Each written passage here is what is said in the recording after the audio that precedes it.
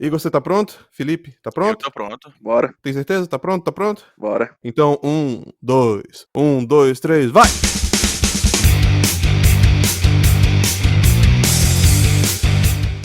Felipe, você é a primeira vez que você tá aqui, então você ainda não entende como é que funciona sem a gravidade. E aqui, cara, todo mundo aprende na marra. Beleza. Esse é o nosso jeito, a gente não explica muita coisa, a pessoa cai de paraquedas no programa e já sai falando. A primeira coisa que a gente faz aqui no Sem Gravidade é quebrar o gelo. É a gente falar um pouquinho de coisas que não são sobre o tema, mas que falam um pouquinho sobre a nossa vida só pra gente dar aquele jumpstart, sabe qual é? E é isso que a gente vai fazer agora, cara. Então, vamos falar um pouquinho sobre as vergonhas da nossa adolescência, que é as músicas que a gente escutava, mas que hoje dá vergonha. E eu começo por mim. Eu começo por mim, cara. Eu já dou logo o start pra, né? Aham. Vocês já se sentirem mais um pouquinho mais empolgados aí. Olha só. Eu lembrei hoje que eu tive uma época da minha adolescência que, cara, eu passava horas por dia, horas, escutando Leandro e Leonardo. Meu Deus. Que nível era esse que você vivia de depressão, meu irmão? Meu amigo, Que é isso? Na época que a lembrando. depressão nem era popular, você já popularizava ela. Mas é engraçado que tem uma relação direta disso daí com o rock, né? Porque tem muito rock que, quando você era adolescente, principalmente americano, né? Que você achava que aquilo ali era pesadão, por causa da guitarra que tava ali comendo no fundo. Mas quando você vai ver a letra, é tipo um Leandro e Leonardo da terra gringa, velho. Guns é assim, cara. É, vai escutar Scorpions. Na minha adolescência, a minha vergonha, eu ouvia Spice Girls e Ah, Backstreet Boys. É bem pior que Leonardo. Nossa, mas eu achava... Cara, na época eu jogava Counter-Strike. E aí eu ia pros Corujão e só tinha o CD do Backstreet Boys que eu pegava emprestado. E era pra agitar o jogo. Então eu agitava Counter-Strike ouvindo Backstreet Boys, cara. cara, isso é muito atípico, mano. Como assim? O cara vai pro Não, exatamente pelo motivo que o cara falou, pô. A guitarra, aquela agitação, Ah, não sim, sei o quê. E eu achava que tava abafando. Sei lá, eu tinha uns 15 anos. E o engraçado é que num programa passado eu contei uma história que a gente fez um programa só sobre música que dava vergonha. E uma das coisas que aconteceu é que eu lembrei que no passado, não num passado muito distante, eu acabei gostando de Backstreet Boys por acidente, sacou?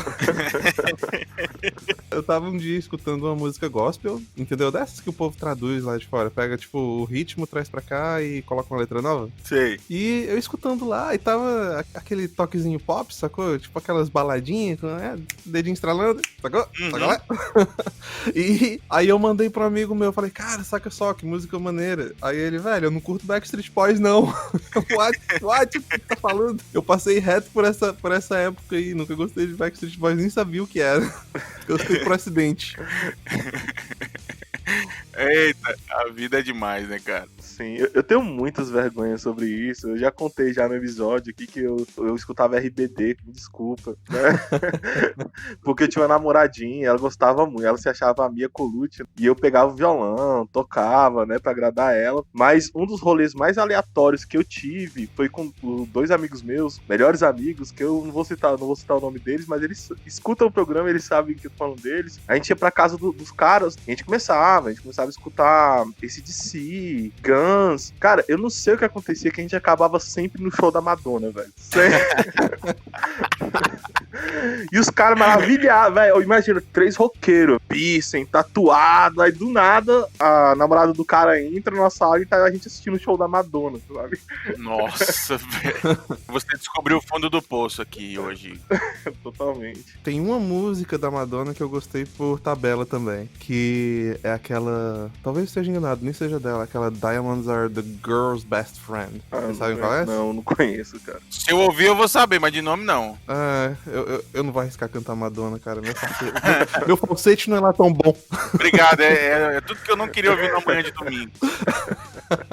Olha só, mas tem um motivo pra eu gostar dessa música. É porque ele faz parte do... Eita, eu vou ter que falar meu filme favorito de novo aqui. Fala, pode falar. Eu já sei até o que te dá de presente de aniversário, cara. Uma caneca com esse filme aí. Qual que é o filme? Moulin Rouge.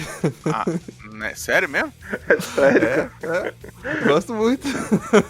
aqui tá quase um arquivo confidencial do Faustão, hein, mano? Ah, doido. Você achou que o cara ia falar assim, não, Senhor dos Anéis, sei lá, Matrix.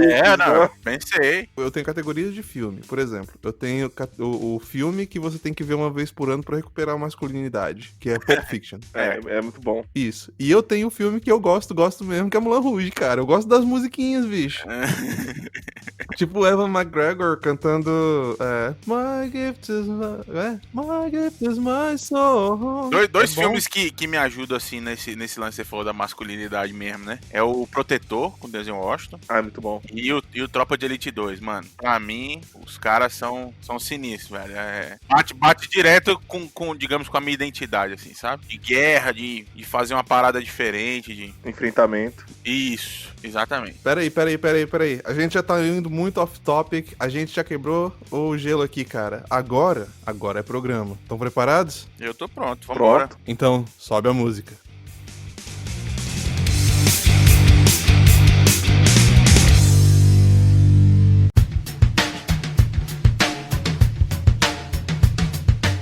Fala, brasileirada! Aqui é o Léo Canário, seu apresentador com avatar de leão aquarelado favorito, falando diretamente da terra dos bravos e livres. Fala, gente, meu nome é Felipe Rodrigues e eu tô falando hoje de Brasília, capital federal, onde tudo é possível, mas nem tudo é possível ao que crê.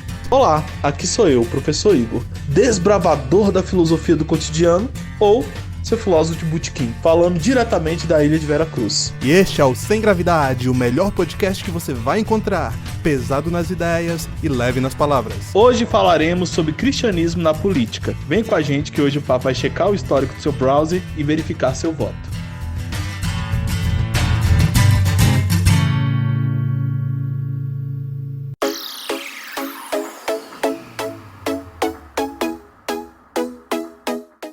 Igor, nessa semana nós temos novidades no Sem Gravidade Podcast. A gente criou uma comunidade exclusiva só pra galera que escuta a gente. Nessa comunidade a gente vai colocar textos exclusivos, a gente vai postar o episódio lá antes de ser postado no nosso feed principal. E isso tudo, galera, é só pra vocês. Essa comunidade nova fica lá no Locals, que é uma rede social totalmente livre de censura e de qualquer risco de banimento por besteira. O endereço do Sem Gravidade no Locals é semgravidadepodcast.locals.com. E Locals, a gente escreve Locals, Locals. semgravidadepodcast.locals.com. E nós estamos também no Twitter. Você pode encontrar a gente no @LeoSemGravidade e no @SemGravidade_PC. E que mais, Igor? Também estamos disponíveis no Instagram, através do endereço @profigorph e @LeoSemGravidade. Lá nós sempre subimos alguns drops com as principais partes personalizadas para vocês. As partes mais engraçadas ou as partes que passamos mais informações. Também estamos disponíveis no Facebook, facebook.com/semgravidadepodcast. Lá também estamos interagindo com o público, fazendo perguntas, esperando também o feedback de vocês. E o que mais, Léo? Temos também o nosso canal no YouTube. Todos os episódios que a gente produz, a gente tá publicando lá. É em formato de vídeo, apesar de que só aparece o áudio, né? É mais uma opção para você consumir o nosso podcast e o canal lá tá indo muito bem. Então, eu agradeço a vocês que estão escutando a gente e, por favor, escutem mais, onde quer que vocês estejam. E como é que o pessoal faz para entrar em contato com a gente, Igor? Através do nosso e-mail, semgravidadepodcast@gmail.com. Qualquer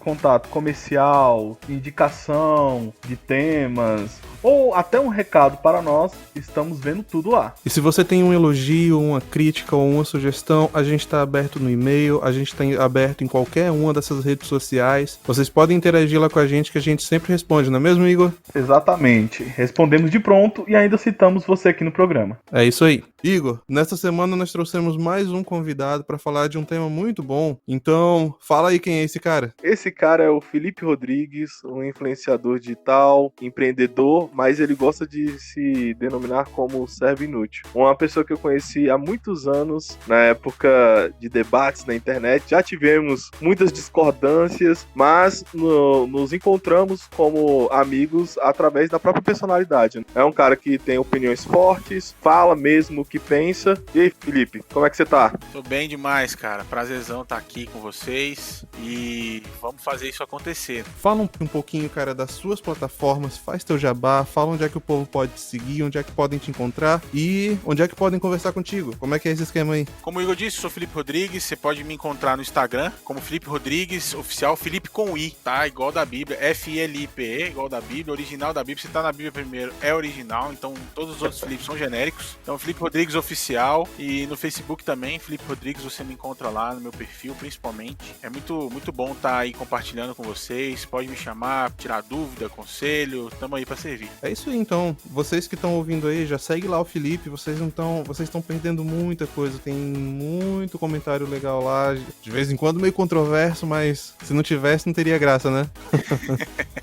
Então, é isso aí, gente. Vai lá, segue ele nas redes sociais, segue no Instagram em todas as redes que ele falou aí. E agora sobe a música e segue pro programa.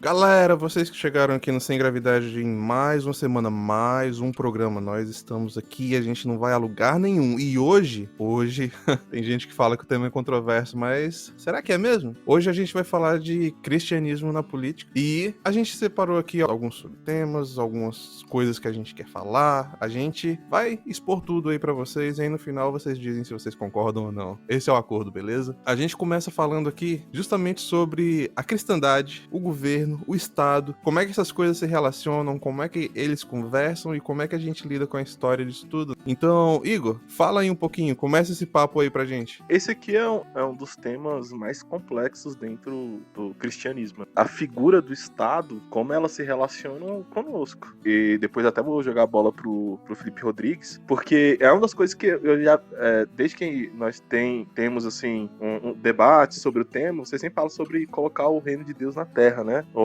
Que é uma das nossas pautas. Só que o debate é exatamente sobre isso. Onde está nosso reino? O reino de Deus, ele é separado desse mundo? Ele é imerso no mundo? Ou ele é representado no mundo? À medida que você responder isso, você começa a ter um olhar e uma ação diferente como cristão. Você sabe que, nessa perspectiva, você tem igrejas que entendem o reino de Deus totalmente separado do mundo. Você vai pegar aí o catolicismo romano, ele entende assim, entendia muito mais antes, né? Aí você tem o Conselho do Vaticano II, que vai ter um impulsionamento de uma visão de um catolicismo para o mundo, né? Para conseguindo chegar aos novos continentes. Você tem a ideia realmente de imersão no mundo, vide teologia da libertação, missão integral e por aí vai, que é uma teologia que vai falar assim, não, o reino é aqui na terra e vamos alavancar ele. E você tem a ideia de representação no mundo, que é uma ideia mais neocalvinista, reformada, que é a ideia de falar assim, olha,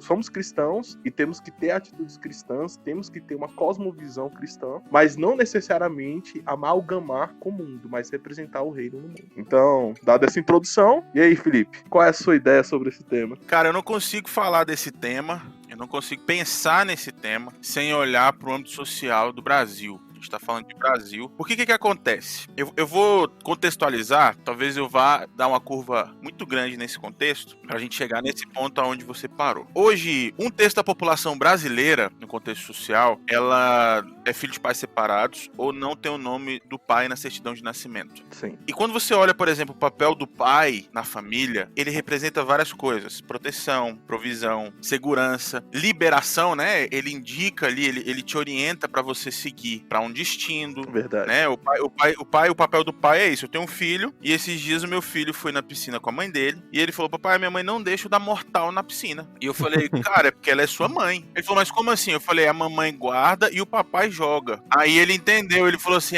pai, com você é mais legal. Por quê? Porque eu libero, meu irmão.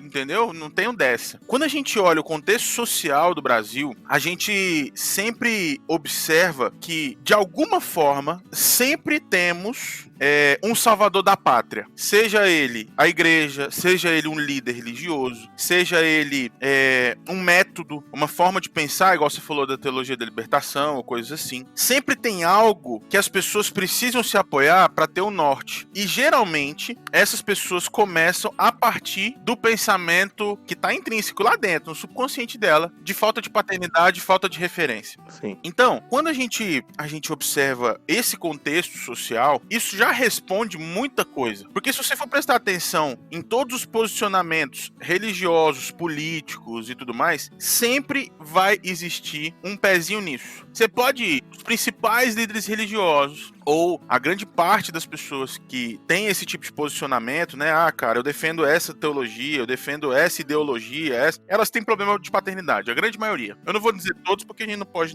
generalizar. Seja órfão de pai vivo, seja órfão de pai morto, seja órfão de... Pai ausente.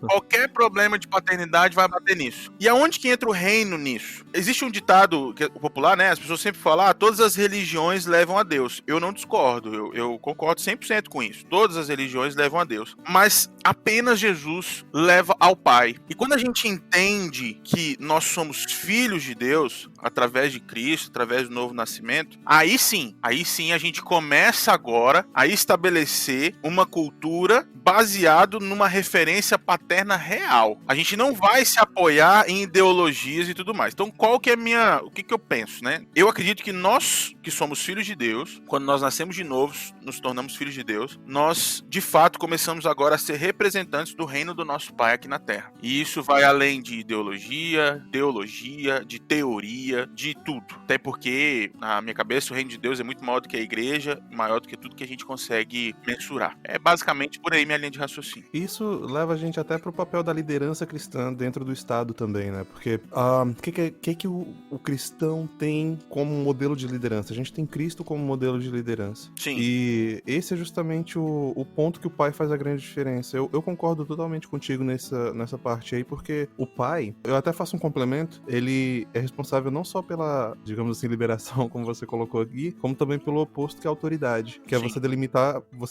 colocar os limites que o filho pode ir ou não. E o engraçado é que quando você coloca esses limites, na verdade você tá dando liberdade. Porque eu lembro de um livro que eu li há um tempinho atrás, o nome dele é 12 Regras pra Vida, de Jordan Peterson. E uma das coisas que ele fala nesse livro é que quando o filho dele era bebê, uma coisa que ele fazia era o seguinte: toda vez que o bebê ia engatinhar pra um lugar que era perigoso, ele segurava a perninha, sacou?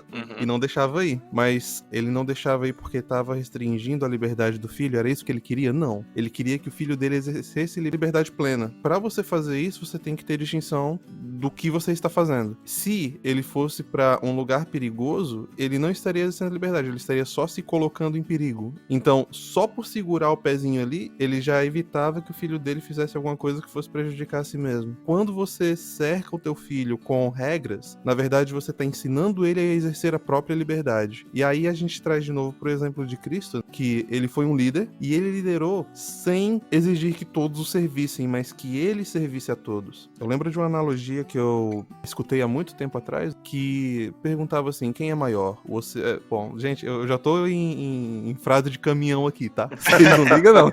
Eu chego nesse nível mesmo. Era mais ou menos assim a analogia. Primeiro se perguntava quem é maior, o oceano ou os rios? E aí, a pessoa falava, o oceano é maior. Mas o oceano tá embaixo e os rios desaguam no oceano, entende? Então, a analogia seria: Deus é maior do que todos, mas ele se coloca embaixo, mesmo sendo maior, e todos se dirigem a ele. E Cristo é mais ou menos assim, o modelo de liderança que ele ensinou, que é diferente de tudo que existiu até aquele momento, e é diferente de tudo que a gente tem até hoje, é o líder que serve. E aí, a gente emula esse papel, saindo da figura de Cristo e implementando no Estado. É aí que o cristianismo interage com o Estado. É a gente implementar um governo que seja feito para servir e não para ser servido. Por isso que o modelo de governos democráticos que a gente tem hoje no mundo ocidental, que derivam diretamente da cultura cristã, seguem esse modelo de governo que serve. Não que seja implementado com né? Vamos concordar que a implementação é meio falha, falha, mas a ideia por trás é essa, e a ideia que é importante. Perfeito. Falando sobre o que vocês comentaram, eu concordo muito também, né? Eu acredito que o papel do cristão é uma representação do reino. Eu gostei muito da fala do Felipe Rodrigues, que ele fala sobre como ficamos fragilizados e sem norte quando a gente não tem uma referência de pai. E pelo que eu entendi, você também não falou só da referência de pai no sentido físico, material, biológico, mas também no sentido ontológico. Exatamente. Até porque a família, ela é uma representação da Santa Trindade, né? Da economia trinitária, que a representação da família, da economia trinitária é a família. Por isso que é o primeiro lugar de convivência e totalmente estimulado por Deus nos escritos bíblicos. E eu acho muito importante essa questão de como, às vezes, a gente se desprende, principalmente o cristão, porque a gente tá falando sobre o cristianismo aqui, né? Ele, às vezes, se desprende de uma cosmovisão puramente cristã, de uma cosmovisão de um pai que cuida de você, do filho que veio e morreu, de uma visão objetiva da verdade, que é Deus, e às vezes se emula por ideologias. E toda a defesa de ideologias exacerbada, ela traz um pouco de fraqueza do próprio caráter, ou de personalidade. Caráter no sentido da pessoa que se representa, de personalidade, porque ela tenta buscar significado em ideologias, narrativas e por aí vai. O que mostra, de fato, que realmente não está arraigado no pensamento cristão.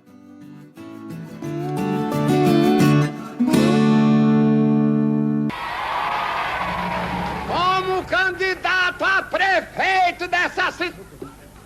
Aonde? Na igreja. Na igreja?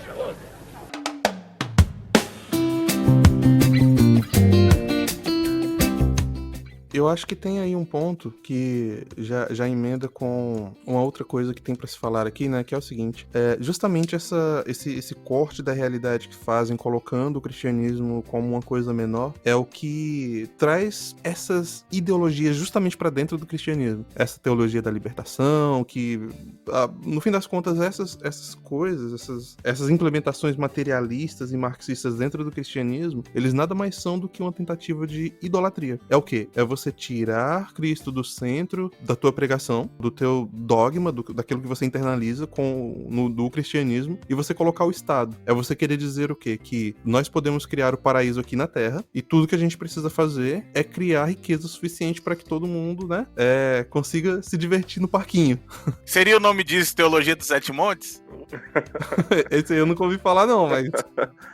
Já ouvi um pouquinho disso, né? Não é bem uma teologia, mas é uma teoria dos Sete Montes. Já ouviram falar disso? Já ouviram? Não. Pode explicar aí. Eu não. Que isso, cara? A teoria, ou sei lá se é teologia dos Sete Montes, é que nós cristãos temos que ocupar os Sete Montes da sociedade. Educação, cultura, política. Como é que é aqui? Deixa eu ver aqui. Sete Montes. Vou até pesquisar no Google. Não, mas eu vou falar agora sobre isso. Porque o que acontece? O protestantismo, e agora voltando mais no nótico, o evangelicalismo brasileiro, ele tem um ponto diferente do catolicismo. Ó, rapidão, Igor, rapidinho. Teoria dos Sete Montes. Você tem que dominar as artes, a mídia, o governo, a economia, a educação, a família e a religião. Então ele fala assim, você é um cristão, que você tem que dominar os Sete Montes. Você vai ver o tanto de gente que vai aparecer desde hoje com o negócio de política aí que tá rolando, falando disso aí, vota em mim, porque nós temos que ocupar lá e tal. Sempre tem um quê de dominação. Só que, por exemplo, na questão dos Sete Montes que eu citei aí, não cabe todo mundo nos Sete Montes, moço. Ué, é básico da vida, não cabe todo mundo lá não. Então isso não funciona, entendeu? Não tem espaço pra todo mundo. Eu acho que nesse quesito aí, o cristão ele deve se orientar mais por vocação. Se a tua vocação é ensinar, então ensine. Se a tua vocação é falar, então fale. Cara, eu interrompi o Igor, mas vamos lá. Off-topic aqui é regra do jogo. Então tá de boa, Não, mas o que eu tô falando é exatamente sobre essa questão, porque o protestantismo, ele fez uma coisa muito boa pro mundo cristão, mas com ele também vieram alguns problemas. Qual a ideia aqui? Né? Você tinha o catolicismo romano, que ele entendia que existia uma total divisão entre o sagrado e o profano. O que é sagrado? Aquilo que está dentro da igreja. E o que é profano? Aquilo que está fora da igreja. Isso aí faz parte do pensamento medieval. E até existe uma crítica sobre isso. Então o protestantismo, ele veio com aquilo que a gente entende como ética intramundana. O que significa? É aquilo que o Lutero fala. O sapateiro pergunta para Lutero, como eu posso agradar a Deus? Aí Lutero responde, olha, você pode faça um bom sapato, vem dar um preço justo, que assim você glorifica o nome de Deus. Então o protestantismo, ele trouxe essa ideia que falava de auto-sacerdócio, que você está no mundo e que você não está separado do mundo, pelo contrário, você está andando no mundo e nesse mundo que você anda, você tem que representar o reino de Deus com ações de justiça, de paz, de amor e de bem. Isso é muito bom. O neocalvinismo, ele vem como uma resposta agora a uma sociedade iluminista que não tem mais conexão com o catolicismo romano. Obviamente que eu tô falando, meus amigos católicos, que depois do Concílio Vaticano II, a própria Igreja Católica, ela vai rever algumas questões. Mas nesse momento, o neocalvinismo, ele vai lá e começa a falar assim, olha, nós temos uma resposta para esse mundo iluminado. E essa resposta está na cruz de Cristo,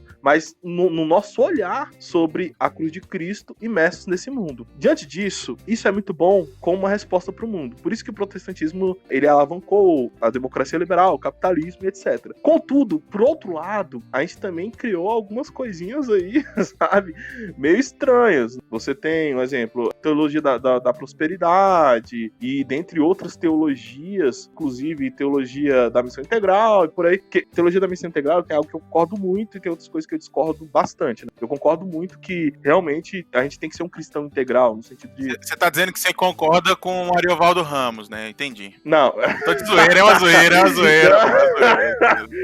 Eu lembro, velho, é porque eu era muito chato de internet, eu lembro que a gente debateu muito sobre essas questões numa época. Mas tudo bem, eu mudei bastante nessa questão, né? Mas de todo jeito, nesse ponto eu concordo, olha, a gente tem que ser um cristão integral. Só que quando você transforma isso para um lado materialista, como o Léo falou, né, sobre o materialismo, ele tem essas implicações. Então o protestantismo, ele cria isso também. E ao mesmo tempo, ele tenta combater essas mesmas coisas, porque você tem uma parte dentro da igreja evangélica que também combate essas coisas. Ô Igor, tudo que você tá falando bate totalmente contra o que Jesus ensinou. E ele ensinou não falando, ele ensinou vivendo. Por quê? Porque se você for prestar atenção em todas as ideologias, teologias, até mesmo dentro do calvinismo. Não, sim. Você é calvinista, eu sei. Eu sou reformado, mas não sou reformado chato. Então vamos lá. Tem uns reformados aí, meio... Não, Deus que me livre. Então assim, o que acontece? Sempre bate no oposto que Cristo vem ensinar. E eu não sei se isso tem uma raiz no catolicismo, não sei. Mas sempre tem um ar, um quê de dominância. Eu sei, eu faço, eu aconteço, eu posso. Nós podemos, até coloca um nós pra parecer que é cristão. Mas na verdade, não é isso que Jesus ensinou. Não existe um quê de dominação. O cristianismo veio com um quê de serventia, de serviço. Concordo. Nós não estamos aqui pra dominar. Na verdade, se a gente quer dominar, a gente tem que servir. É bíblico, tá lá escritinho, bonitinho. Então assim, por exemplo, quando a gente vê essa questão, você falou assim, o reino, né? Como que a gente manifesta isso e tal? Eu tenho só abrindo um parênteses aqui, eu tenho uma teoria. Pelo que eu interpreto e entendo que a Bíblia diz que muitos dirão o reino tá ali, outros dirão tá aqui e tal, mas não se enganem, o reino de Deus está dentro de vocês. Ou entre vocês, né? Em algumas traduções, se eu não me engano no inglês, ele fala a expressão in. In é dentro. O que eu entendo? Eu, Felipe, eu entendo que o reino de Deus está dentro de nós. Quando nós nascemos de novo, eu gosto de explicar pra quem não nasceu de novo ainda, porque ele fala assim, velho, por que vocês surtam? Por que vocês ficam loucos? É porque é como se os nossos olhos fossem abertos. A gente consegue ver tudo diferente depois que a gente nasce de novo. A nossa visão é outra, nós nascemos de Deus e agora a nossa perspectiva do mundo em volta da gente é outra. Se você tá ouvindo e você nasceu de novo, você tá entendendo 100% do que eu tô falando. Se você não nasceu de novo, eu tô te dizendo, é como se fosse a Matrix. Você entende que existe outro mundo. Então nós estamos aqui na Terra, normal, mas ao mesmo tempo nossos olhos são abertos depois que você nasce de novo para outro mundo em volta. Felipe, você tá falando isso de maneira literal? É de maneira literal, isso mesmo. Não é de maneira figurativa, não. Felipe. Fala, meu amigo. Isso pra mim se mostrou de uma forma bem peculiar, cara, que depois que eu nasci de novo, eu comecei a ver o mundo de uma forma mais pobre. Deixa eu ver se eu consigo explicar. Eu começava a olhar as coisas ao meu redor, tanto as riquezas quanto os bens materiais e tudo mais, de uma... Assim, eu conseguia ver a pobreza disso tudo em comparação ao reino. Sim. Quando você entende tudo que Deus tem preparado pra você, que você não consegue sequer imaginar, e você olha pro mundo à tua volta, você consegue ver que aquilo tudo ali é muito pouco comparado com o que existe além. Foram duas coisas. E tem também uma outra visão que, né, meio que meus olhos foram abertos, que é quanto à beleza, cara. Então é esse paradoxo. Você consegue ver a beleza da criação. A beleza da criação você enxerga através do evangelho eterno, né? Isso, mas só olhando pra natureza mesmo. Olhando ao meu redor, redor, eu consigo ver a beleza da criação, mas ao mesmo tempo eu consigo ver a pobreza. Do que foi projetado em cima da criação, né? Exato, cara, você conseguiu colocar em palavras o que eu não tava conseguindo. Muito obrigado. E aí o que acontece? Se o reino de Deus tá dentro da gente, então a gente entra aqui num ponto de tensão, digamos assim. Porque a Bíblia diz que o reino de Deus, eles são três coisas, né? Ele é três coisas: paz, justiça e alegria. Sim. Então aqui só uma pergunta pra nós e pra quem tá ouvindo a gente. Se o reino de Deus tá dentro da gente, ele é paz, justiça e alegria, significa que nós carregamos paz, justiça e alegria. E se nós estamos inseridos em locais onde não existe paz, justiça e alegria, será mesmo que nós estamos manifestando o reino de Deus? E agora, se a gente for olhar, por exemplo, se você tá entrando dentro de uma casa, e lá não tem paz, justiça e alegria, qual que tá sendo o seu papel como filho de Deus lá dentro? E aí, se você for trazer isso pra dentro de um país, dentro de uma instituição, dentro de uma igreja e tal, você vai saber o que tá te motivando, o que tá te impulsionando. Se é o reino de Deus ou se é outra coisa que não tem nada a ver com o reino de Deus. Perfeito.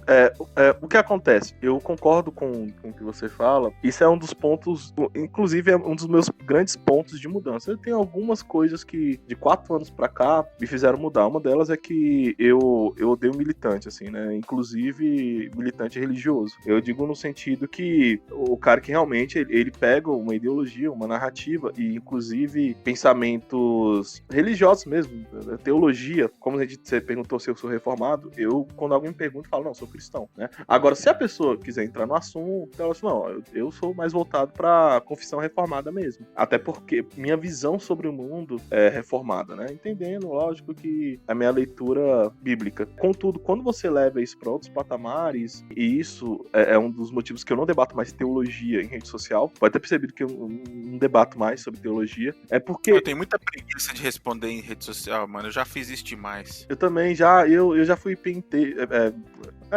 entendeu, né? Pentei, Pentei. Mas, pelo amor de Deus, eu vou e solto aqui um negócio, né?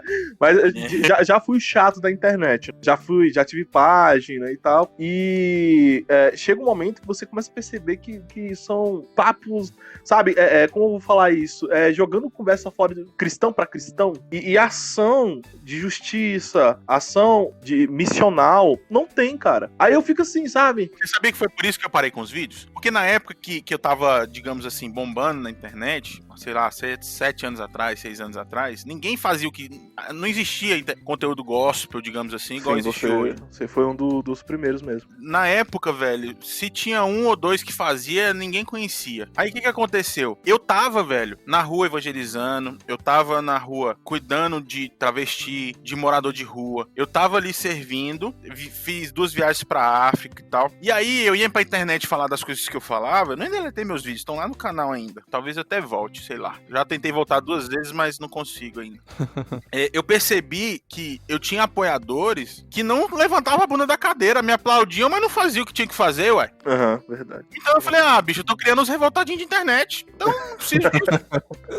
Iam xingar no Twitter, né? Tudo que faziam. Eu dava combustível pros caras falar besteira, cara. Eu acho que, resumindo isso que vocês dois estão falando, eu vejo como 2 opções a isso que acontecem. Uma, ou você tá criando textos ali que servem pra inchar teu ego, e isso eu fiz muito. Eu vou criar esse textão aqui com uma lógica impecável, que aí eles vão ver, entendeu? Assim, não serve pra edificar ninguém, velho, só serve pra você se inflar. E tem a outra possibilidade, que é quando você escreve algo que realmente é bom, mas que você tá atirando aos porcos. É como se você criasse uma pérola e atirasse aos porcos.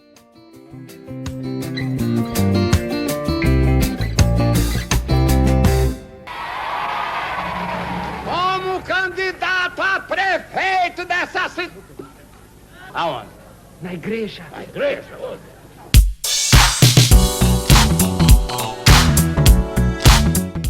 E isso joga a gente na segunda parte do programa, que é o quê? Como fazer política sendo cristão. É essa coisa que a gente chega mais longe da ideologia e mais perto da realidade. É onde a gente age e onde a gente conversa menos. É onde a política, ela afeta de fato a vida das pessoas. E aí, dessa vez eu jogo pra você começar, Felipe. Como você vê essa coisa de fazer política e ser cristão? É igual eu falei, né? Eu sempre vou me basear pelo reino. Eu acredito que, por exemplo, a igreja, ela é parte do reino. Eu acho não, o reino de Deus é maior do que a igreja. Simples assim. Então, tem muita coisa, e até uma, digamos assim, nem uma heresia é uma heresia do bem, mas digamos que eu tenho uma heresia do bem. Jesus disse que vão ter pessoas que vão chegar e falar, eu curei em teu nome, eu fiz isso e aquilo no teu nome e tal. E ele vai falar assim, aparta de mim que eu não te conheço, cara. Não sei nem quem você é. E que vão ter outras pessoas, lembrando, gente, isso é o Felipe falando, tá bom? Baseado no que eu li. Vão ter outras pessoas que Jesus vai falar antes delas. Vem bendito de meu pai, porque tava nu e você me vestiu, tive fome e você me deu de comer, etc,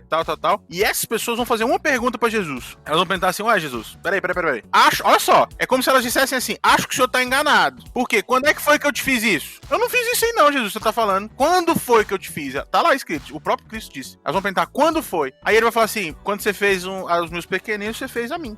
Geralmente os cristãos, a gente, quando faz algo, lá no fundo, nem que seja lá no fundo, bem escondidinho, a gente faz pensando em Cristo. Mas essas pessoas que perguntam quando foi que fizeram, elas não fizeram pensando nisso. Então elas não tinham uma revelação de Cristo, no meu ver, da maneira que nós temos. Por que eu tô falando isso? Para mostrar que o reino é maior do que a perspectiva que nós temos como igreja. De alguma forma, essas pessoas fazem parte do reino e manifestam esse ecossistema do reino, que é diferente da terra, sem saber que estão fazendo isso. E fazem isso de coração livre, peito aberto, talvez sim, inspiradas pelo Espírito Santo e tudo mais, mas não sabem que estão. E muitas dessas pessoas, Deus se revela pra elas. Exatamente. Agostinho, ele fala isso, ele fala o seguinte, ele acreditava piamente, lembrando que ele é um dos pais da igreja, e inclusive o cristianismo, como entendemos hoje, começou em Agostinho, né? Ele que vai entender o homem como pecador. E ele falava exatamente, ele falava assim, olha, eu tenho certeza que naquela época, em Israel, existiam outras nações que tinham conhecido a Deus. Porque como o Léo falou, existe algo na natureza, e para além da natureza, quando Deus quer se revelar, ele vai se revelar. Você teve vários casos que já aconteceram de uma menina jovem nos Estados Unidos, que ela estava pintando um quadro, uma jovem artista, e muito popular, porque com pouca idade, ela já tinha um grande talento, e a menina vai e um dia tem um sonho, pinta um quadro em uma família de ateus, ali representando Cristo, a família se converte. Já aconteceu de alguns missionários chegarem em aldeias indígenas, em nativos ali da África, e naquela tribo ali você tinha pessoas que já cultuavam a Deus. Isso já aconteceu na Bíblia também. Paulo, ele chega, eu não vou lembrar a cidade agora, mas tinha uma estátua ao Deus desconhecido. Acho que foi em Atenas, não foi não? Atenas? Eu não lembro a cidade. Mas ele fala, ó, esse aqui é o nosso Deus. Então eu também acredito nisso piamente, né? Sobre a própria revelação de Deus para essas pessoas. Isso. E aí o que acontece? Quando a gente olha isso, só repete a pergunta, por favor, de novo, ô Léo. Como nós devemos fazer política sendo cristão? Como a gente age no dia a dia? Quando a gente vê, por exemplo, em cima desse contexto bíblico que eu disse, Jesus fala assim, dei fome e deu de comer, tive fome e você me deu de comer e tal, aquele negócio todo. Jesus não tá falando só literalmente de dar comida ao pobre e tal. Infelizmente, muitas pessoas pegam isso de maneira literal. Jesus tá falando ali é o seguinte, você praticou a justiça. Você levou paz e alegria pra vida de alguém. Se você for pegar o que significa alimentar alguém ou visitar alguém, é a justiça. Como que você faz isso no meio político? Você precisa praticar a verdadeira justiça. O que é justiça dentro do que eu entendo, né? Por exemplo, vamos pegar o contexto de paternidade e divórcio, que acontece bastante. O papel do pai e da mãe é cuidar da criança, é prover a criança, né? Prover ela em todos os aspectos ali. Quando há uma separação, a justiça ela entra, por exemplo, com pedido de pensão. O que a justiça diz com o pedido de pensão? Ela diz o seguinte: como vocês dois não estão fazendo agora juntos o que deveria ser feito por essa criança de maneira natural, agora a justiça vai entrar para que aconteça o mínimo de maneira subjugada. Você vai ser obrigado agora a fazer o que deveria ser natural, você vai ter que fazer agora baseado na justiça. E a justiça vem lá e faz meio que a equalização do que deveria acontecer de maneira natural e não acontece. Hoje é o seguinte, como que o cara vai fazer política a partir, digamos assim, do reino? Estabelecendo justiça. Ele não precisa ser evangélico, ele não precisa ser católico, ele não precisa ser pastor, ele não precisa ser nada, ele tem que ser justo. E ser justo é pegar esse ecossistema do reino de Deus e fazer acontecer. Vamos pegar aqui um político que, de verdade, eu espero muito que ele vire presidente. Porque eu quero ver isso acontecer de perto pra ver o que acontece com um cara desse. Que é acho que é Miguel lá de... Como é que é o nome da cidade? Lá do Espírito Santo? Eu não conheço. Eu também não conheço. Não conhece o melhor prefeito do Brasil? Não, desculpa. Não. É ele, peraí, agora eu vou achar ele. Ele é prefeito de Colina, no Espírito Santo. Rapaz, o cara tá terminando o mandato dele agora. Tá cheio de material dele. Ele, prefeito de Colina, no Espírito Santo. O cara exerceu, chega, tô arrupiado de falar, não tô zoando, gente. Ele exerceu o papel do reino de Deus, de uma verdadeira manifestação do reino de Deus. Nem sei se ele é crente. É isso que eu tô dizendo quando eu disse a passagem lá. Acho que é de Mateus 27 ou 24, não sei. Você sabe o que é o prefeito? Pegar o dia de domingo dele pra fazer jardim na cidade, com a própria mão? O cara trocou a frota de carro da prefeitura por carro zero. Antes eles tinham um custo absurdo por ano de 500 mil só de manutenção e aluguel de carro. O cara fez isso.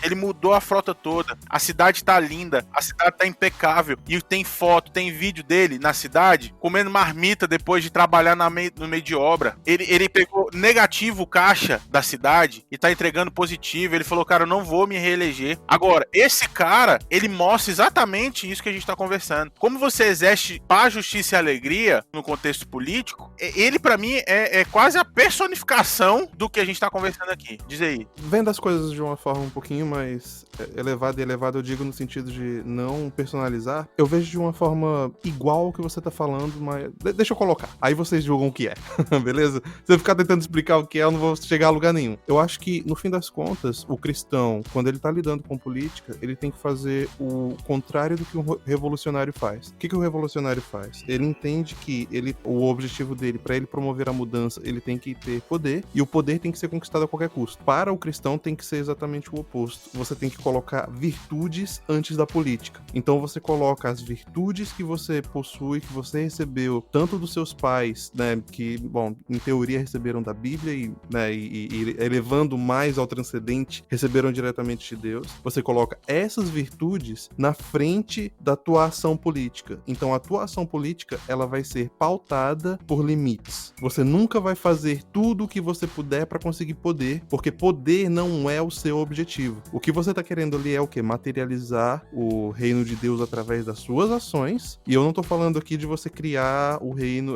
é diferente da teologia da libertação, ok? Só dando esse disclaimer aí. E a materialização desse reino, que o que a gente entende por ele, é uma coisa boa inerentemente. Você não consegue criar algo ruim seguindo as virtudes do cristianismo. Por exemplo, se você pensa em liberdade, você pensa em Cristo. Não existe forma alguma de você ser cristão à força, porque a essência do cristianismo é o que? É liberdade. Você só pode ser cristão se você quiser. E aí, eu até faço um paralelo aqui com o Gênesis. O Igor tá até se remexendo na cadeira ali, pensando em Calvin falando coisa dela.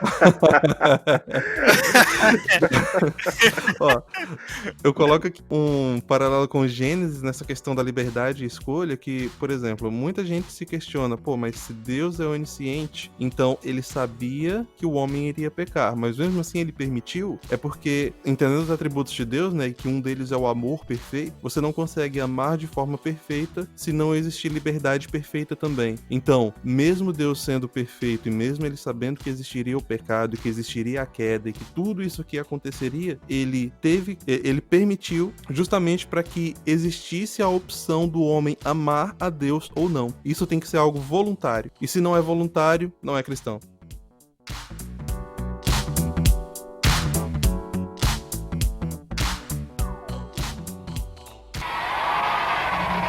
Como candidato a prefeito dessa cidade. Aonde? Na igreja. Na igreja?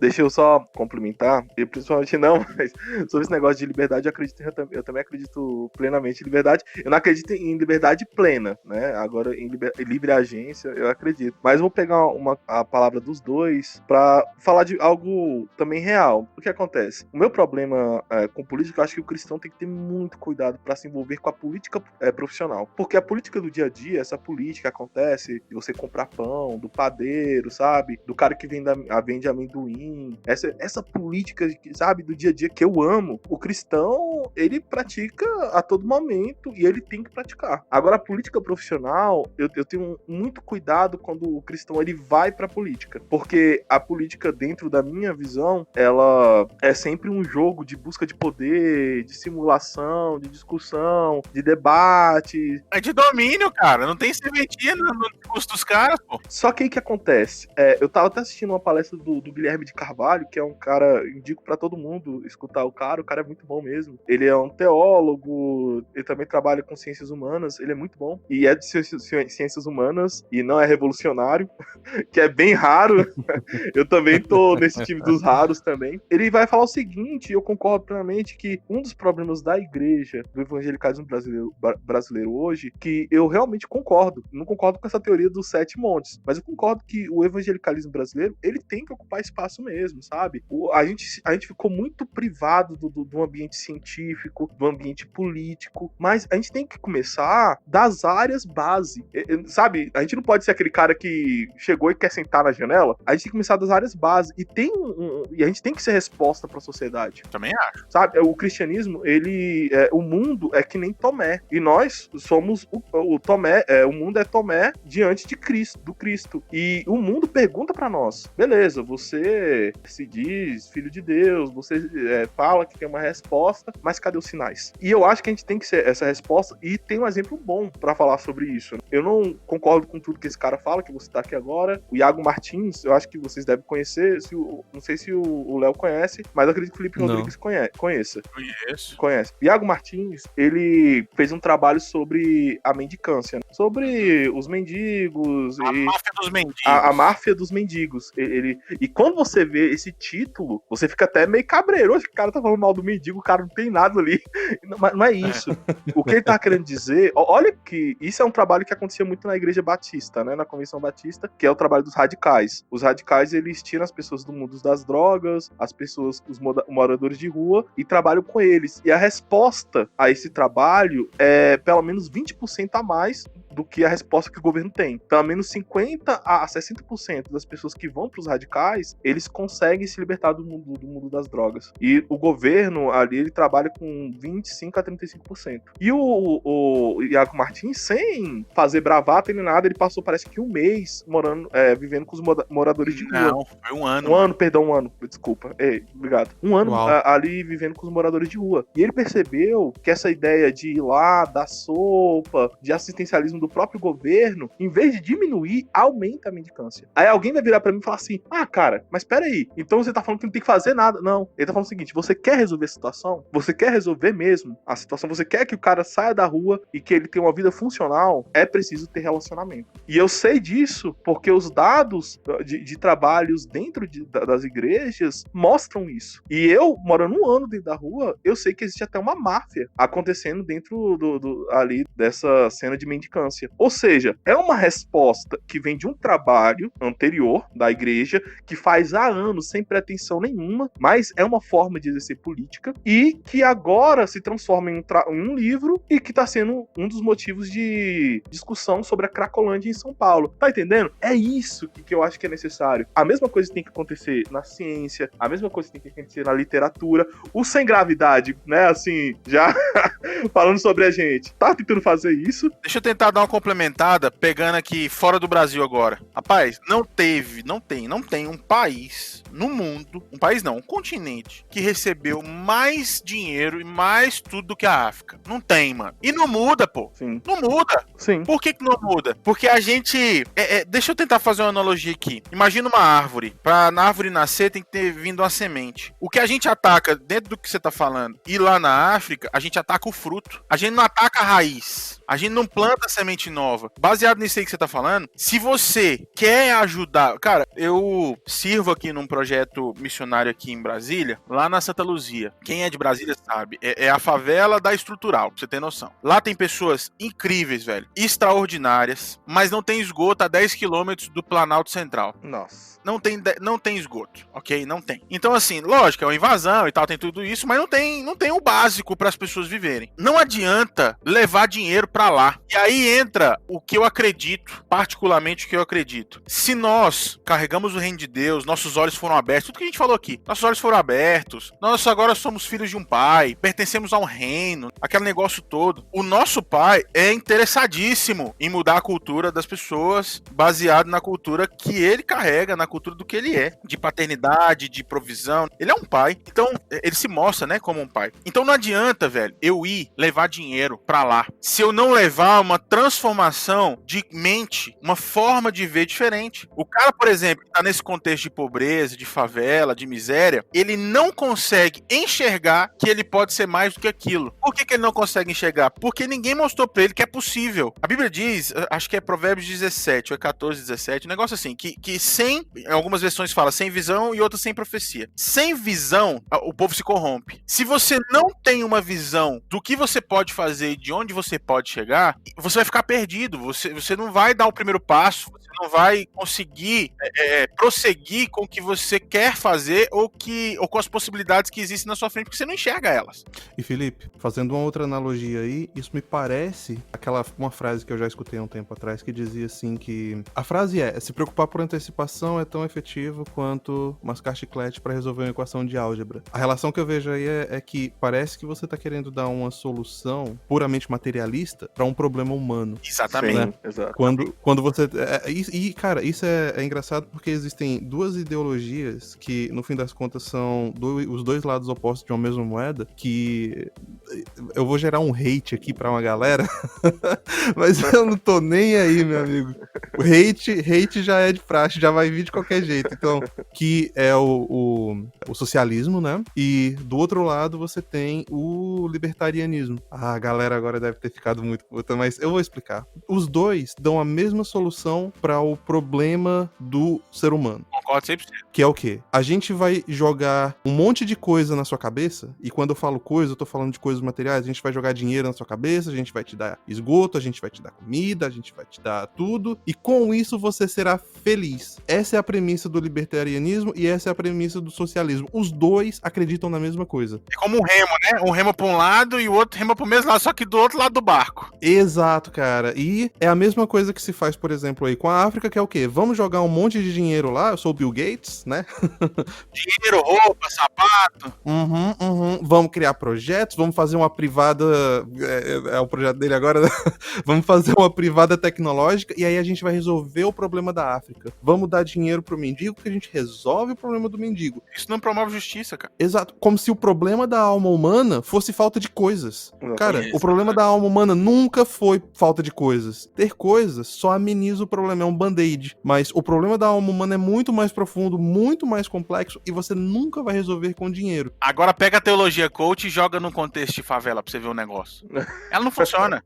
Não funciona. Não funciona, moço. Ó, 7 montes não funciona. Teologia coach não funciona. Não funciona. Não funciona. Em cima do que você tá falando, missão integral não vai funcionar porque não vai resolver o problema. Na minha visão, né? O que eu tenho orado, de verdade, eu vou até abrir aqui pra vocês um pouquinho do que eu tenho no meu coração. Não sei se vai dar certo. Acredito que vai dar certo se eu pegar pra fazer, mas eu tô precisando de uma motivação de Deus pra fazer, sabe? Eu tenho orado porque eu quero criar uma nova raça de missionários, velho. Pra mim, o missionário, ele é o BOP do reino de Deus, entendeu? Ele é o farda preta. Quem é missionário sabe exatamente o que eu tô falando. Você não vai ver alguém diferente de um missionário que tenha disposição de largar tudo, abandonar tudo e cumprir o propósito dele. É muito difícil. O cara pode ter nascido de novo, tá? Mas se ele não tiver um chamado específico pra isso, ele não faz. Não adianta. Então, os nossos missionários, falando no contexto geral do reino, eles são um BOP. Eles são um BOP. Por isso que eu falei do Tropa de Elite 2, sabe? Eu quero ser o Capitão Nascimento na equipe de segurança pública. Eu quero ser esse cara. Por quê? Porque hoje a gente manda um missionário, por exemplo, pro frente do campo de batalha com a faquinha, pô. A gente manda o cara de farda preta com a faquinha. Ou seja, a gente mandou o cara que tem disposição de morrer pela vocação dele,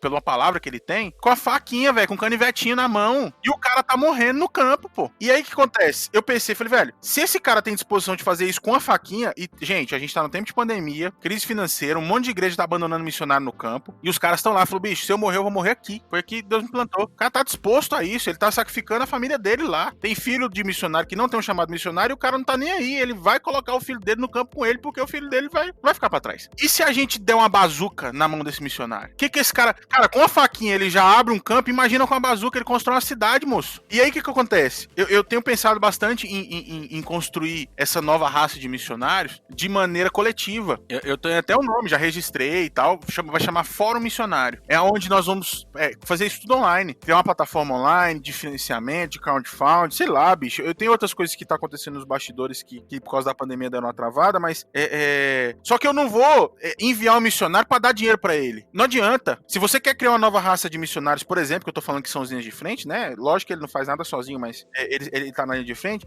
A gente tem que transformar o missionário num empreendedor social. A gente tem que transformar o missionário num cara que vai chegar, por exemplo, num contexto de favela e vai entrar pra bater de frente com a mentalidade de pobreza. A teologia da pobreza, ela é tão nociva quanto a teologia da prosperidade. Foi isso que o Léo falou. Se a gente manda aquele cara, por exemplo, um missionário, falar assim, bicho, é o seguinte, ó, tu não vai precisar mendigar mais oferta da igreja, porque o missionário, velho, hoje o missionário, a raça que existe hoje, a grande maioria, ele é um pedinte gospel. Ele vai na tua igreja pra pedir dinheiro. É só isso. Aí ele conta uma história triste, ele põe foto de criança catarrenta e tal, e vira aquele negócio todo, porque ele precisa te motivar você largar os seus 15 reais, o seu sanduíche, depois do culto, pra você dar pra ele, porque ele precisa cumprir o chamado dele. É legítimo?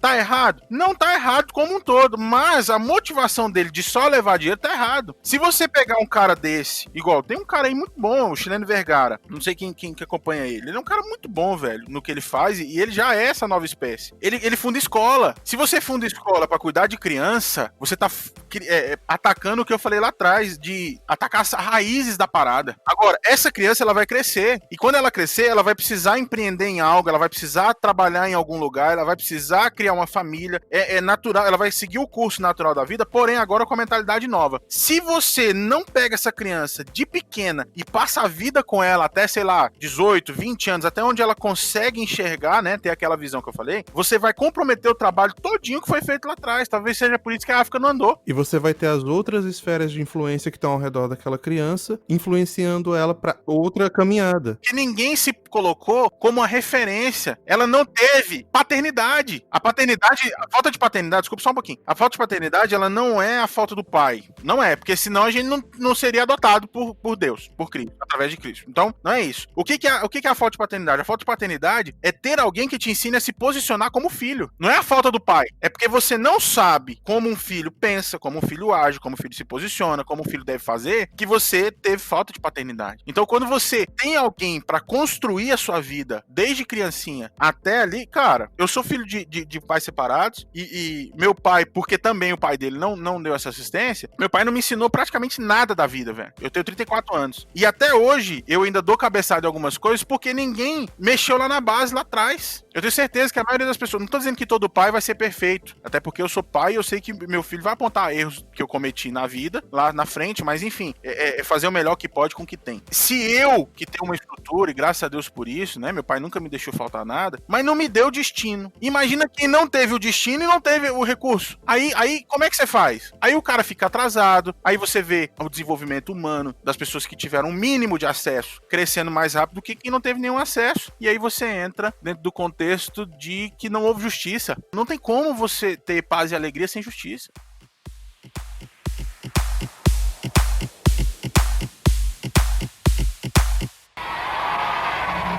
Como candidato a prefeito dessa cidade. Aonde? Na igreja. Na igreja?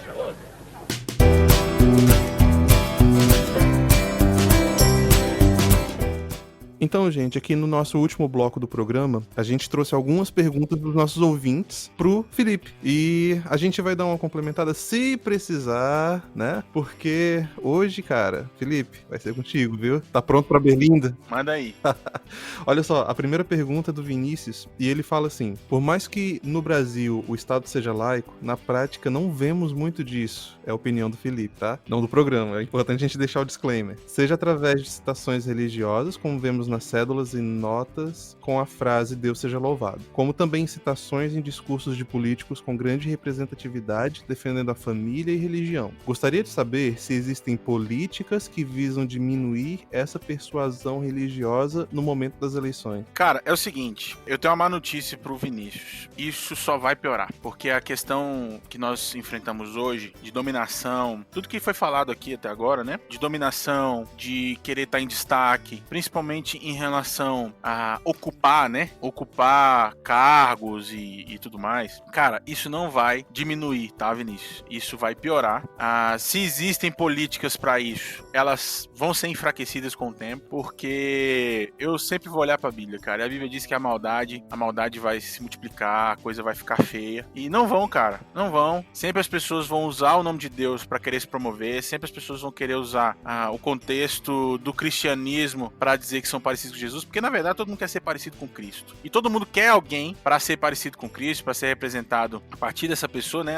Igual falam aí do famoso Messias que a gente tem aí como, digamos, o 01 da política, né? Ele é Messias, mas não é o Salvador, irmão. Então, as pessoas infelizmente fundam, é Deus, é enviado de Deus, pra que elas exerçam o cargo de dominação, seja em assunto, seja em cargo, seja em outro contexto qualquer. Eu queria fazer só um adendo aqui, cara, que é quanto a esse conceito de Estado laico que o Vinícius colocou aqui, né? É importante a gente dizer que Estado laico não é Estado ateu. Não é porque o Estado faz separação entre igreja e Estado que não vão haver uma sinergia entre os dois, entendeu? Não é que os dois não conversam. O que significa o Estado laico é que do alto do púlpito não vai sair uma ordem para criar uma lei e a lei é criada imediatamente, entendeu? Você tem um processo democrático, você tem representantes e os representantes podem ser inclusive da religião. O que não existe problema nenhum nisso. Bom, pelo menos de ordem civil. Não existe nenhum problema de ordem civil nisso. A gente pode fazer um debate teológico sobre o assunto, mas esse processo de você ter representantes de uma religião não pelo menos na minha opinião, não é um grande problema. O problema é quando você tem isso que eu falei agora, que é o quê? Saindo ordens de um púlpito para você criar uma lei. E essa ordem não tem nenhum check and balance. Você não tem ninguém para chegar pro pastor, pro padre, pro clérigo e dizer não, você não pode fazer isso. E isso é um problema. Por quê? Porque você contamina o Estado com a igreja e a igreja com o Estado. O Estado manda na igreja, entendeu? Quando você tem esse tipo de coisa, e a igreja manda no Estado. Esse é o problema. Tudo ao contrário nessa postura aí, tudo ao contrário de Cristo, né, velho?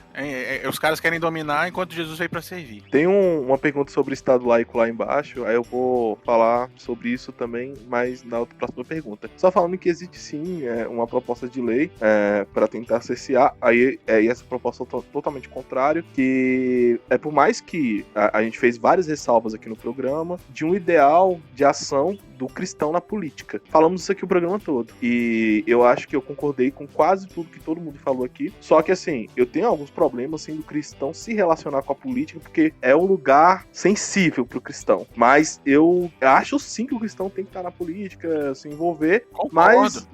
Mas da maneira como nós trabalhamos aqui no programa. Tenta-se fazer um projeto de lei hoje em dia para que as igrejas não possam fazer propaganda política.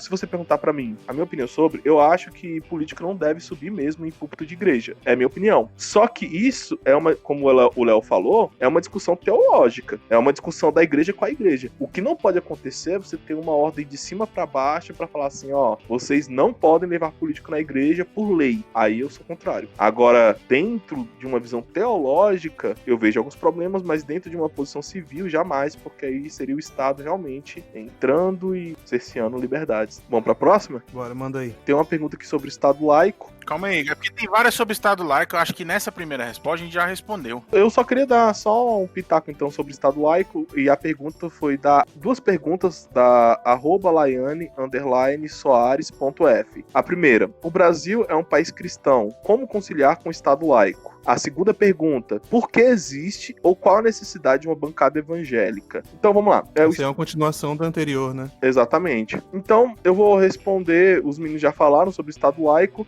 O Estado laico ele surge através do encerramento das disputas religiosas entre católicos e protestantes na Europa. Porque antigamente você tem uma religião e você é protestante, vai para um país católico, você podia morrer. Se você fosse católico e fosse para um país protestante, você podia morrer. Então em algum momento você teve como pauta protestante também essa equação. Ele falou assim, não, o Estado ele não pode servir a uma religião e o Estado tem que promover todas as religiões. Não no sentido de propaganda, mas no sentido que todas as religiões fazem parte ali dentro da sociedade civil e a sociedade política, que é o Estado, não pode intervir nelas e nem se basear diretamente nelas. Pode sim, o Estado tem uma base com a bancada evangélica, é que nem eu falei aqui anteriormente, eu posso ter um problema teológico sobre a questão, mas quando a gente fala sobre estrutura do Estado, ter uma bancada evangélica não é um problema no sentido civil da parada. Agora, no sentido teológico, aí a gente vai discutir, a gente fez esse programa todo falando sobre qual a maneira do cristão agir. Então são áreas de atuação diferentes. O Estado não pode proibir, mas quando a gente passa pro outro lado, no nosso olhar como cristão, a gente vai ter uma discussão maior sobre o tema. Eu acho que o Igor, ele é fã da bancada evangélica, pelo jeito. Eu?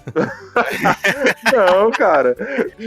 Eu, na verdade, eu tenho algumas discordâncias. Só que, assim, o problema é quando o Estado, ele quer... Eu tenho um certo problema com o Estado, assim, né? Quando o Estado, ele quer falar assim, você não pode fazer isso. Aí vem já na minha cabeça, eu não posso por quê, meu irmão? Pera aí, você que tá me servindo aqui, cara, como é isso? Eu também tenho um pensamento meio assim, cara, que quando me falam pra não fazer uma coisa, dá um comichão, entendeu? Como assim? Não pode? Você vai ver quem é que não pode agora.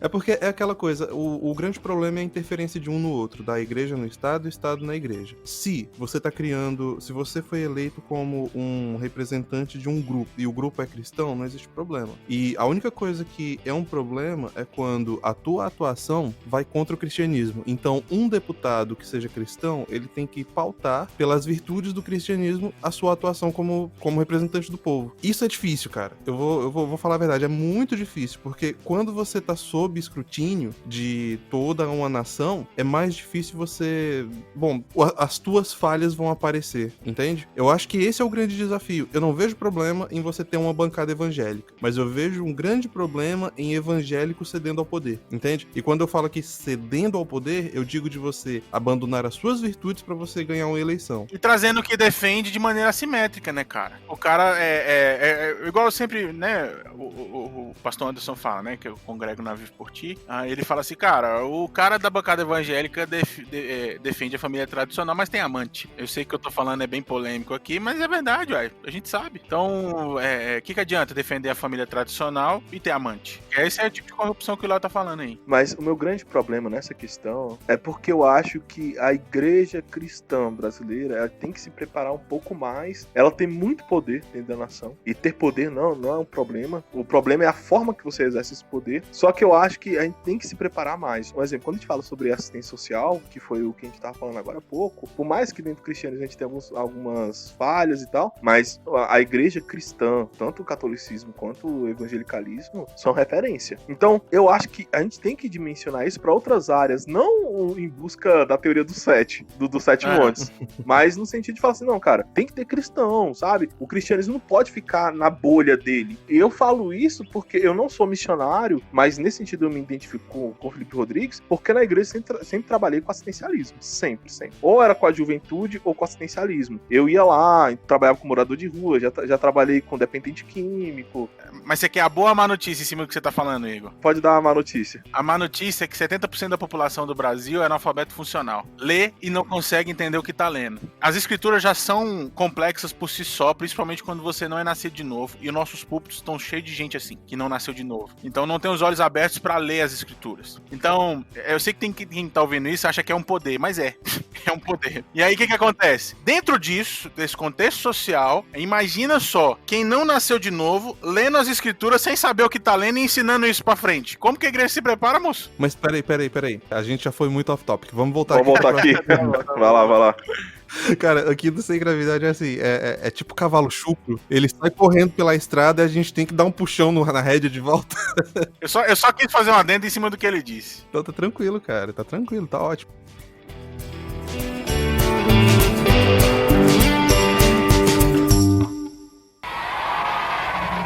Como candidato a prefeito dessa cidade.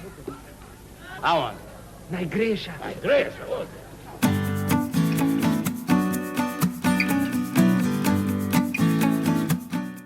Mas vamos lá.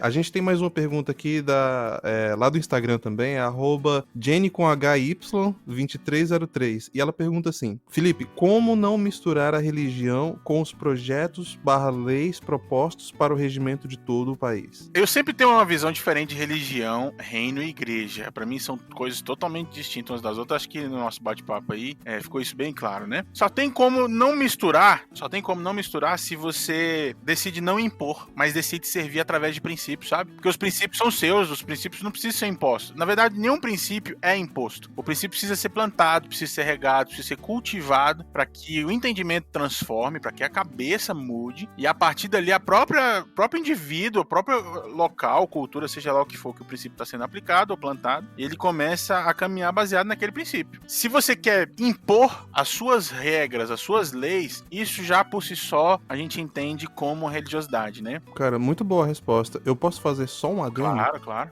Que é em cima do que você falou? Uhum. Eu acho que a conclusão natural do pensamento que você colocou é que nós precisamos começar a mandar os melhores lá pra cima. Uhum. Entende o que eu tô falando? Sim. Que aí a gente quebra, por exemplo, esse ciclo que você falou do cara que defende a família e tem um amante. Sim. Isso significa o quê? Que nós, a igreja... Precisamos promover as pessoas certas. Exato. Aqueles que são guiados por princípios e valores, e não pelo poder. Eles não estão indo pra lá pra conseguir um salário melhor, estão indo pra lá pra representar o reino. Exatamente. Igor, dá continuidade aí na próxima pergunta. Tiago Gonçalves, através do Facebook. Esse o Felipe conhece. Qual a perspectiva da igreja cristã pós-pandemia? Rapaz, pra mim mudou tudo. Eu acho que as pessoas estão querendo forçar o antigo, né? Eu acredito de verdade num novo normal. Até porque existe um contexto apocalíptico, no bom sentido da palavra, sem passar medo em ninguém. Existe um contexto apocalíptico que, quiser depois fazer um sobre escatologia aí, a gente pode debater bem legal. Eu estudei bastante sobre esse assunto, mas enfim. Eu tenho alguns pontos de vista. Primeira coisa, a igreja não vai voltar a ser como era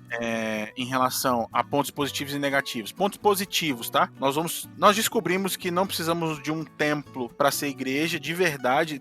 Não que os desigrejados tenham razão no que professam, mas nós vamos descobrir que o contexto de igreja que nós estamos vivendo, ele é raso baseado no que estamos vivendo agora dentro da pandemia. Então, eu acredito que isso vai trazer um benefício para a igreja de um modo geral, onde nós de fato vamos começar a relacionar como família de Deus. O ponto negativo, né? Os aproveitadores da fé vão explorar muito mais a fé das pessoas porque vão usar a narrativa de pandemia, de Deus e tudo mais para querer enganar o povo. E isso vai acontecer, eu acredito, de maneira quase que exponencial, né? Acredito de verdade. Porém, ao mesmo tempo, essa igreja real e que de alguma forma estava escondida, né? Que vai ser revelada até mesmo para quem já estava dentro desse contexto. Assim, eu não sei o que a maioria dos ouvintes vão entender ou o que eles vão acreditar, mas eu acredito que nós vamos ver uma onda de sobrenatural, de verdade, de manifestação de dons, de coisas que as pessoas nomeiam como avivamento, né? De curas milagrosas, de milagres, de coisas que a gente não viu ainda uma onda como essa. Por quê? Porque a igreja, ela entrou num ponto, o mundo hoje duvida muito da igreja depois da pandemia. E só tem como você agora comprovar que o que de fato nós falamos é a verdade através de sinais. O mundo quer ver sinais. Então você vai ter que entrar com sinais de maneira madura para depois trazer a palavra para contextualizar e fundamentar esses sinais.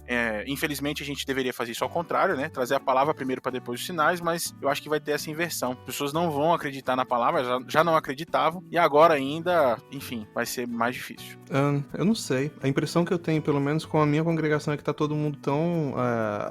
assim, ficou todo mundo tão afastado que eles estão valorizando mais os encontros presenciais. Mas uma hora essas pessoas vão ter que se enviar ou serem enviadas. E aí é onde entra a terceira parte que eu falei. Então, vamos continuar aqui, então. A próxima pergunta, do Fael.93. E ele pergunta lá no Insta, né? O Fael.93 pede pra gente comentar a inversão de valores cristãos em casos de corrupção. Por exemplo, a oração pós-roubo. Eita! Isso eu lembro. É bem famoso aqui em Brasília, né? Mas fala aí, Felipe. Cara, é o cara... É aquilo que eu falei aqui na pergunta passada, né? É o cara que quer justificar a má conduta dele através da religiosidade. Pro cara que não tem instrução, pro cara que não tem conhecimento, que não sabe, ele não entende o que ele tá lendo, pra ele olhar e falar assim, nossa, roubar é de Deus, porque tá... É tipo... Isso aí é o espírito de Robin Hood. Eu tô roubando, mas é por uma boa causa. Eu tô roubando, mas é por causa, né? Isso não promove reino nem justiça, porque o cara tá quebrando o princípio, pô. Essa inversão de valores, por exemplo, no caso que ele citou aí da oração pós-roubo, é só o espírito de Robin Hood atuando e não tem nada a ver com o reino de Deus. Robin Hood não tem nada a ver com Jesus, com a igreja, com o reino, com nada. E a gente volta para aquilo que comentamos na pergunta anterior, né? Porque a verdade é que isso daí só demonstra que nós não estamos mandando os melhores. A gente tá mandando os melhores em política, entendeu? É só isso. Exatamente. Igor, manda aí a próxima pergunta. E só fazendo um adendo, e a política não tem a ver com ser bom ou não. Esse é um dos grandes problemas da democracia, por mais que eu defenda a democracia liberal, a república, né? República mesmo o nome. Um dos grandes problemas que a gente tem na democracia desde o início é isso, porque não foi feita pros melhores. E eu vou explicar por quê. As pessoas, os bons, eles têm uma certa dificuldade de ir pra política. E eu falo pessoas bons não no sentido moral, mas no sentido de pessoas que desenvolvem, pessoas, entendeu? Pessoas capacitadas têm uma certa dificuldade e apreensão pra se misturar com a política, né? E isso é uma coisa que a gente tem que mudar no nosso país, não só dentro do pensamento religioso, mas dentro do pensamento social. Precisamos de pessoas que têm domínio sobre as coisas entrando na política. Vamos lá. Essa é a última pergunta, tá? Higueira_12. Pergunta através do Insta. Na perspectiva de vocês, o cristianismo diminui ou aumenta a esperança de um caráter melhor para o mundo?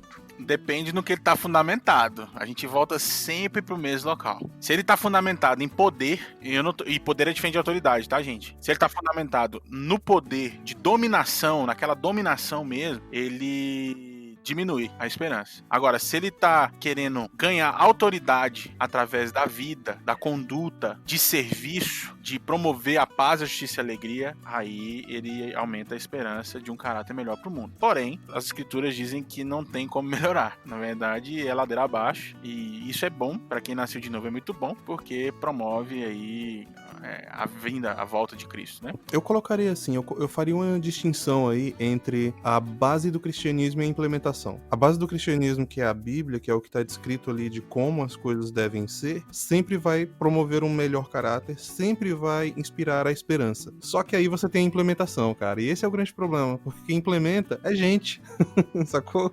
Sou eu, é você, são pessoas falhas que têm falhas morais, que têm problemas de caráter, e o problema reside aí. O cristão, ele acredita que a natureza de Cristo que habita a pessoa que nasce de novo, ela promove uma constante mudança. Não é que só porque eu aceitei Cristo hoje que amanhã eu deixo de ser pecador. Não, você vai continuar pecando, só que a mudança ela é gradual e constante. Vai fazer o caminho de volta, né? Exato. A gente tá fazendo o caminho de volta para nos tornarmos o que deveríamos ser. E esse caminho é árduo, cara. E leva tempo, envolve dedicação. Ser cristão é mais do que falar que é cristão. Envolve você tomar uma decisão consciente de seguir o que Deus quer. Com essa última pergunta, já gera várias reflexões que algumas eu tinha antes, outras vêm surgindo na conversa, que um dos problemas que a gente tem dentro do evangelicalismo brasileiro, entendendo que eu amo o evangelicalismo brasileiro, eu amo a igreja cristã brasileira, mesmo com seus defeitos. Eu vejo, eu morava em alguns lugares que embaixo era igreja, e enquanto muita gente fica bravo, né, com aqueles cultos no domingo, bateria, o cara que vai treinar bateria à tarde na igreja, ele não sabe o quanto as pessoas querem jogar água nele, mas me emocionava muitas vezes com as orações das irmãzinhas da Bleia, porque as irmãzinhas da Bleia, elas se descolam da Assembleia, né, quase um título honorário, né, quase uma metáfora, que são aquelas irmãzinhas do círculo de oração. Eu me encanto, mas uma das coisas que faltam, que faz falta um pouco na liderança brasileira, é o olhar sobre o pecado, né? Porque o que acontece? Não tem problema a igreja ter problemas, porque a igreja ela é um hospital da alma, cara. As pessoas vão pra lá quebradas. E se você tá na igreja, meu amigo, você entenda que você é um cara ruim, porque quando você vai lá ver os escritos de Paulo, ele fala, cara, Deus escolheu, sabe, o pior que tem. É o cara que tinha o coração ruim e Deus transforma aquele coração. É o pobre, é o necessitado. Ele escolheu sim, como fala em Romanos, salvo engano, ele escolheu sim entre reis e entre sábios. Mas as pessoas que ele chama pra ele, a grande maioria, são aqueles que, sabe, estão... Os improváveis. Exato, os improváveis, entendeu? Então, dentro da igreja você vai ter isso. A a igreja é sim, perceba, em muitas ocasiões, um lugar de pessoas que estão sendo tratadas, sabe? O grande problema é quando você não consegue olhar para isso e se entender como pecador remido pelo sangue de Cristo. E quando você não entende isso, aí, meu amigo, aí sim se torna um problema. Porque aí você vai se achar o super crente. Aí você sai da sua posição, que é o cara que tá tentando mostrar as marcas de Cristo pros Tomés do mundo, e você se torna os amigos de Jó, que é uma expressão. Os amigos de Jó, pra quem nunca leu a Bíblia, Jó, ele passa... Falava pra ele desistir, né? Exatamente. E ele passa ali por provações permitidas por Deus, e o Satanás, o tentador, vai tentar ele, vai destruir a vida dele, e os amigos de Jó, em vez de tentar levar uma palavra pra ele, de compaixão da família que morreu, das desgraças que estão acontecendo na vida dele, fala assim, eu vim aqui na sua casa porque você tá pecando, né, Jó? É aquela pessoa que, em vez de te carregar no colo, ela vai lá e te acusa.